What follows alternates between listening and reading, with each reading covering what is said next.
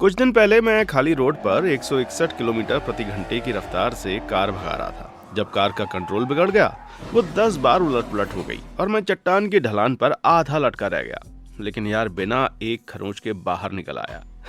ठीक है, मान लेते कि मैं GTA गेम खेल रहा था, लेकिन कुछ लोग असल जिंदगी में इससे कहीं ज्यादा जानलेवा स्थितियों से भाग्य की रेखाओं से बच निकल के आ जाते हैं। एक फटते कमोड से लेकर गर्म चॉकलेट के टैंक में गिरने तक। आइए देखते हैं इन भाग्यशाली लोगों की कहानियां, जो कि मौत को भी चकमा दे बैठे और बच निकले।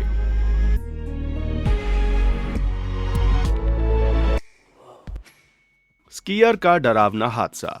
दोस्तों, मैं कभी स्कीइंग नहीं गया, क्योंकि जब कोई वेकेशन कहता है तो मुझे गर्म धूप वाले बीच की याद आ जाती है, ना कि पहाड़ पर अपनी बट फ्रीज करने की। यार हाल ही में मैंने एक डरावना वीडियो देखा जो मुझे और भी पहाड़ से दूर कर देगा। अप्रैल 2002 में एक अनुभवी स्कीयर फ्रांस के एल्प्स की ढलानों पर जा रहा था, तब यह हादसा हुआ।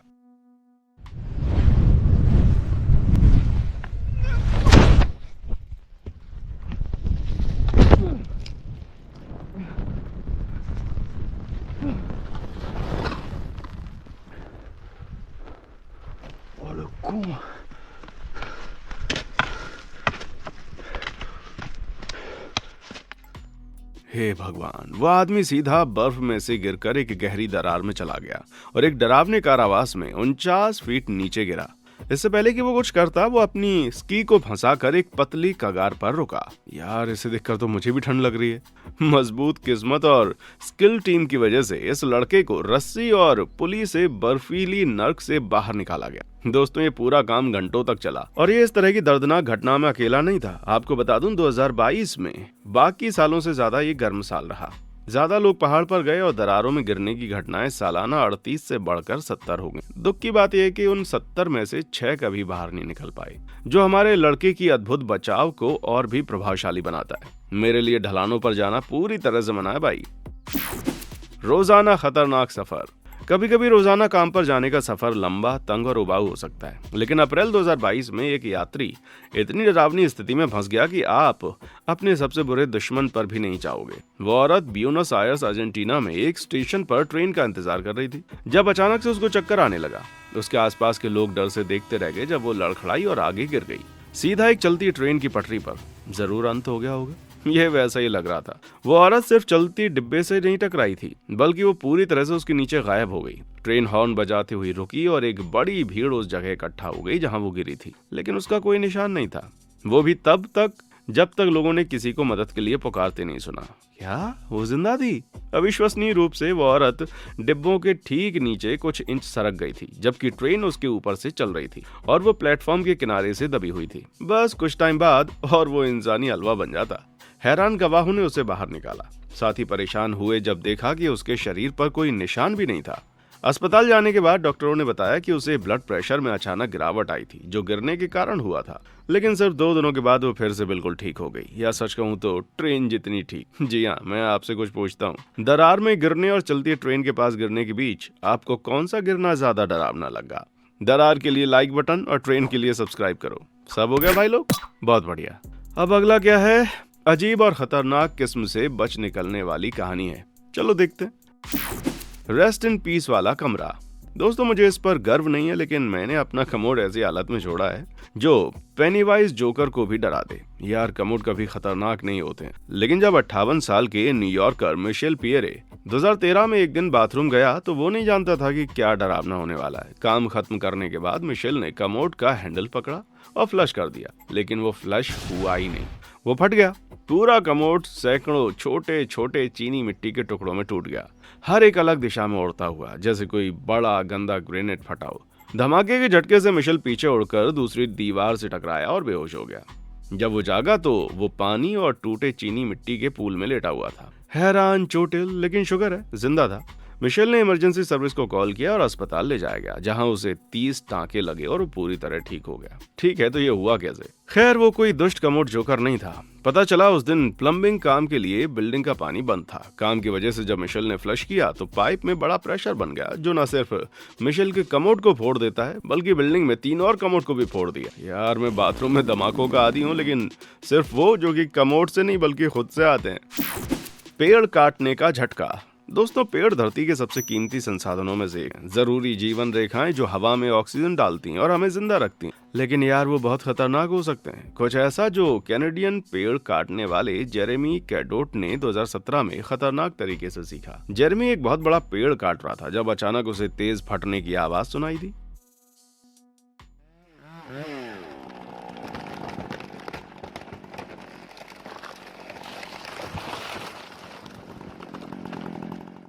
हे भगवान, एक गलत कदम और उन्हें जंगल से छीलने के लिए चमचे की जरूरत पड़ती।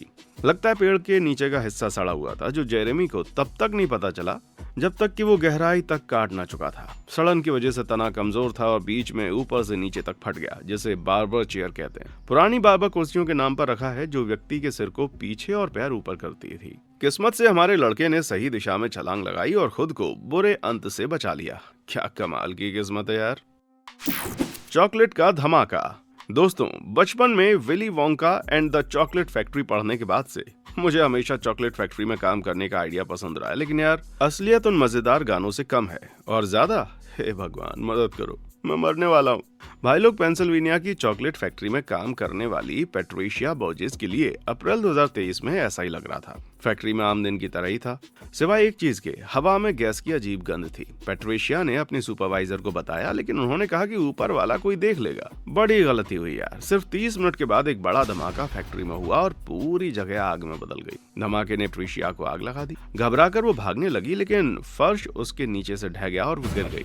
सीधे बेसमेंट में लिक्विड चॉकलेट के बड़े टैंक में पहुंच गई। टैंक में चॉकलेट मिक्स सिर्फ छाती तक ऊंची थी, लेकिन उसने आग बुझा दी और गिरने को इतना कम किया कि उसकी जान बच गई।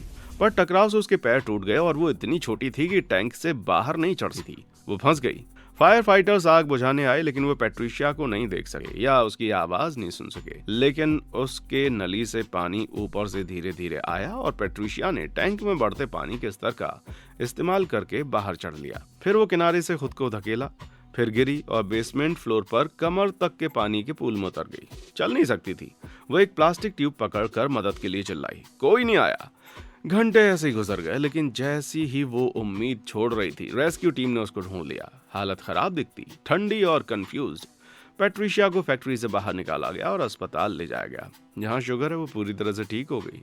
हे भगवान, मुझे विली वोंका के बारे में नहीं पता, लेकिन ये बचने की पूरी तरह दिल पिघला देने वाली कहानी थी मेरे भाई।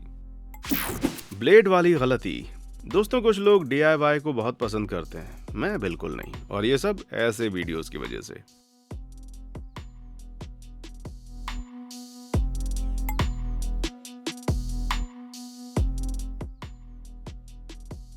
हाँ यार, ये लड़का कुछ इस्तेमाल कर रहा था जिसे एंगल ग्राइंडर कहते हैं। असल में एक घूमती ब्लेड जो मेटल काटने के लिए होती है। अगर आपको लगता है ये खतरनाक है तो आप बिल्कुल सही हैं। कथित तौर पर इस्तेमाल के बीच में ब्लेड टूट गई, उड़ गई और उसकी टोपी में फंस गई। हे भगवान, अगर वो बाल्टी ऐसी टोपी वहां पर नहीं होती तो वो सीधा उसके सर में घुस जाती। रुको रुको रुको, क्या ऐसी टोपी सच में तेज ब्लेड रोक सकती है? मतलब यार, ये तो बहुत ही मुश्किल लगता है, लेकिन संभावना भी है। अगर हम इस शॉट को देखें तो देख सकते हैं कि वो टूल को अपने दाएं हाथ से इस्तेमाल कर रहा था। जब उसके चेहरे पर स्विच होता है तो ब्लेड टोपी के दाएं साइड में लगती है, लेकिन उस पर टेक्स्ट देखो, इमेज उल्टी हो गई है। अगर हम इसे सीधा करें तो देख सकते हैं ये असल में उसके बाएं साइड पर है। जी हाँ, मुझे लगता है वो उसे बाएं हाथ से इस्तेमाल कर रहा था। लेकिन अगर ब्लेड घूमते हुए टूट गई तो क्या कुछ कपड़ा सच में उसे रोकने के लिए काफी होता? बहुत सुविधाजनक लग रहा है, क्योंकि वो कोई और सेफ्टी गियर नहीं पहने हुए थे। मेरे लिए थोड़ा ज्यादा सुविधाजनक। पर्सनली मुझे लगता है ये वीडियो टिकटॉक फेम के लिए बनाया गया है, लेकिन आप क्या सोचते हैं? कमेंट सेक्शन में आकर बताओ।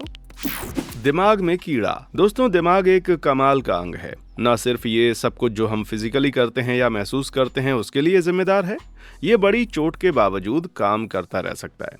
2016 में भारत की एक बदकिस्मत 12 साल की लड़की ने ये मुश्किल और बहुत ही घिनौने तरीके से सीखा। वो 2 साल से ज्यादा समय से दौरों, सिरदर्द और सामान्य कमजोरी से पीड़ित थी, लेकिन कोई नहीं जानता था क्यों? फिर उसके लक्षण अचानक इतने बुरे हो गए कि उसके शरीर का दायां हिस्सा लकवाग्रस्त हो गया और वो खुद खाना भी नहीं खा सकती थी। उसके माता पिता उसे अस्पताल लेकर गए, जहां उसका एमआरआई स्कैन हुआ और डॉक्टरों ने एक डरावनी चीज खोजी। एक टेपवर्म का लार्वा उसके सिर में एक सिस्ट में लगभग 10 साल से रह रहा था। हे भगवान! नीता ने शायद लार्वा को छोटा होने पर किसी दूषित खाने में खाया था, फिर वो उसके दिमाग तक पहुंच गया और वहां बढ़ने लगा। सिस्ट इतना बड़ा हो गया था कि उसका वजन आधे किलो से ज्यादा था।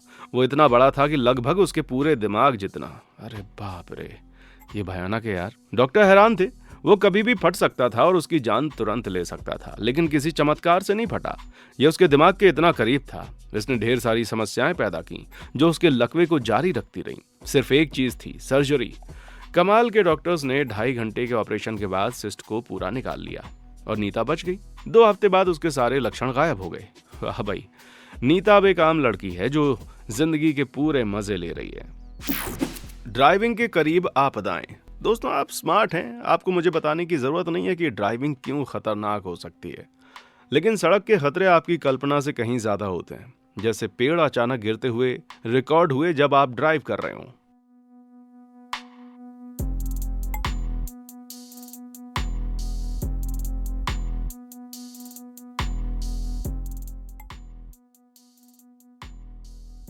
हे भगवान! 1 सेकंड पहले होता तो वो ड्राइवर खत्म हो जाता। जी हाँ, कभी कभी प्रकृति बहुत बेरहम हो सकती है, जैसा कि केन्या के एक आदमी की गवाही है। मई 2023 में गलाना नदी में बाढ़ आई और उसके ट्रक में घुस गई। उसे उलट दिया और उसे बढ़ते पानी में 6 घंटे से ज्यादा फंसा छोड़ दिया। शुक्र है शील्ड्रिक wildlife conservation aerial team को बुलाया गया, लेकिन ये लोग इलाके में जानवरों के रेस्क्यू के लिए तैयार थे, न कि इंसानों के लिए।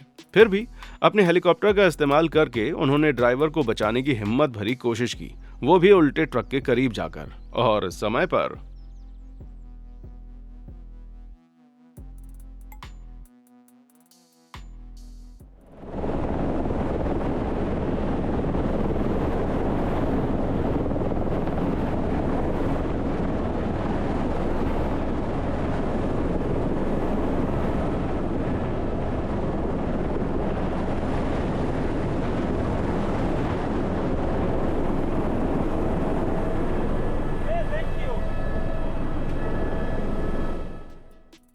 वाह, प्रकृति आपकी मदद कर रही हो तब भी ट्रक अपने खुद के खतरे लेकर आते हैं, खासकर अगर आप उनके पीछे गाड़ी चला रहे हो। फ्लोरिडा में 2018 में एक औरत इंटरस्टेट 95 पर ड्राइव कर रही थी जब उसके आगे के ट्रक में प्लाईवुड की शीट ढीली हो गई और पीछे उड़कर उसके विंड स्क्रीन से टकरा गई। साफ किस्मत से शीट ने उसको नहीं छुआ, लेकिन ये डरावने तरीके से उसकी गर्दन के करीब आई थी। ये चमत्कार है कि वो गाड़ी रोकने से पहले कंट्रोल नहीं खोई। देखिए, एक ड्राइवर ने शीट को ठीक से बांधा नहीं था और ये समस्या सिर्फ पिकअप ड्राइवर्स की नहीं है यार। टिकटॉकर LO420 ने फॉलोइंग वीडियो पोस्ट किया जब एक जैसा हादसा उसके साथ हुआ जब वो लकड़ी वाले ट्रक के पीछे ड्राइव कर रहा था।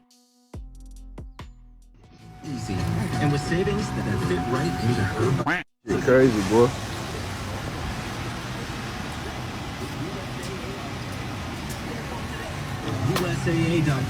Final destination. Yeah, literally. हे भगवान, ये फाइनल डेस्टिनेशन जैसा सीन है। तो भाई लोग, ये सभी के लिए जनरल सर्विस अनाउंसमेंट है जो कि ट्रक पर कुछ लाद रहे हैं। अपना लोड सिक्योर है। ये 2 बार, 3 बार, फिर 4 बार चेक करो। जी हाँ, 5 बार, 6 बार और 7 बार चेक करो अगर समय है। मुझे 8 बार चेक करने पर भी गुस्सा नहीं आएगा, लेकिन अगर आप कभी किसी ट्रक के पीछे ड्राइव नहीं करते हैं तो भी आप मुश्किल स्थितियों में फंस सकते हैं। मेरे एक व्यूअर ट्रक से गुजर रहे थे जब ब्रेक पैड व्हील से उड़ गया और आपको अंदाजा लग गया होगा कि क्या हुआ। यार, उनके विंड स्क्रीन से टकरा गया। उन्होंने ब्रेक्स लगाए और शुक्र है पैड बिना किसी को चोट पहुंचाए अलग हो गया। लेकिन ये दिखाता है कि आप कभी भी किसी भी आपदा के लिए सच में तैयार नहीं हो सकते। कैलिफोर्निया के मॉरिशियो हेनाउ से बेहतर कोई नहीं जानता। मॉरिशियो अपने घर के पास पहाड़ी के नीचे कार में सोया हुआ था जब उसकी गर्लफ्रेंड ने कॉल किया और उसे घर में कुछ चेक करने को कहा। मॉरिशियो कार से बाहर निकला और घर में चला गया, लेकिन जैसे ही वो दरवाजे से गुजरा तेज गड़गड़ाहट हुई। उसके बाद क्रैश की आवाज आई। हैरान होकर मॉरिशियो मुड़ा और जो देखा उससे डर गया। एक बड़ा पत्थर उसकी कार की छत में दबा था। पूरी तरह कुचल दिया गया। वो पहाड़ी से लैंडस्लाइड में गिरा था और अगर उसकी गर्लफ्रेंड ने कुछ पल बाद कॉल किया होता तो वो सीधा उस पर गिरता। चलो अब दिन की रॉकिंग शुरुआत के बारे में बात करते हैं। बाल बाल बची। दोस्तों, कभी कभी मैं ऐसी कहानियां सुनता हूं जो मुझे उतना ही स्तब्ध कर देती हैं जितना मेरा पेट मरोड़ता है। ये उनमें से एक है यार। उत्तर प्रदेश के एक छोटे गांव में एक युवा औरत नाम तैयबा सैर के लिए निकली। घूमते हुए वो एक कंस्ट्रक्शन साइट पर आई और उत्सुक होकर उसने घूमने का फैसला किया। यह आपको पता चलेगा कि ये बहुत बड़ा फैसला था। जगह पत्थरों और आधे बने स्ट्रक्चर से भरी हुई थी और तैयबा ज्यादा सावधान नहीं थी कि यहाँ पर क्या देखना है। अचानक वो फिसल गई और गर्दन पहले एक लंबी मेटल रॉड पर गिरी जो ईंट से निकल रही थी। शुक्र है आसपास लोग थे जिन्होंने सब देख लिया। वो मदद के लिए भागे और जल्द ही पैरामेडिक्स चौंकाने वाली जगह पर आ गए। जब वो पहुंचे डॉक्टर्स की आंखें फटी रह गईं। किसी चमत्कार से रॉड ने उसके सर में सारी महत्वपूर्ण नसों और खून की नलियों को मिस कर दिया। डॉक्टरों ने धीरे धीरे इसे निकालने का काम शुरू किया और 35 कष्टदायक मिनट के बाद ये सब खत्म हुआ। कमाल की बात है, तैयबा बच गई और सिर्फ 3 दिन के बाद बिना किसी लंबे प्रभाव के डिस्चार्ज हो गई। वाह भाई वाह, मेरा जबड़ा फ्लोर पर गिर गया। शुगर है वहां कोई मेटल रॉड नहीं थी। लड़कियों का सबसे अच्छा दोस्त। भाई लोग 2012 में एक ऐसी भयानक घटना घटी। ये YouTube पर बताने लायक बिल्कुल नहीं है क्योंकि वीडियो डिमोनेटाइज हो जाएगा। एक औरत नाम मिशेलिना कहजू पराग घेरे में बंद कार्डबोर्ड बॉक्स में पाई गई, जमीन में दफन मिली। अपनी स्थिति समझकर ऑक्सीजन बचाने के लिए सांस हल्की रखते हुए वो भागने का तरीका सोचने लगी। डायमंड रिंग में ऐसा कोना था जो बाहर निकला हुआ था, जिसे वो बहुत ही बेसिक कटिंग टूल की तरह इस्तेमाल कर सकती थी। हताशा दृढ़ता से वो अपनी कलाइयों के बंधनों को काटने लगी और आखिरकार तोड़ दिया। अब बॉक्स की बारी थी। वो लग रहा था बहुत मुश्किल है, लेकिन भारी प्रयास और अनगिनत मुक्कों और खरोंचों के बाद मिशेलिना ने छेद कर दिया। मिट्टी उसके चेहरे और कपड़ों पर गिरी और एक आखिरी ताकत के साथ वो छेद से बाहर निकली और आकाश फिर देखा।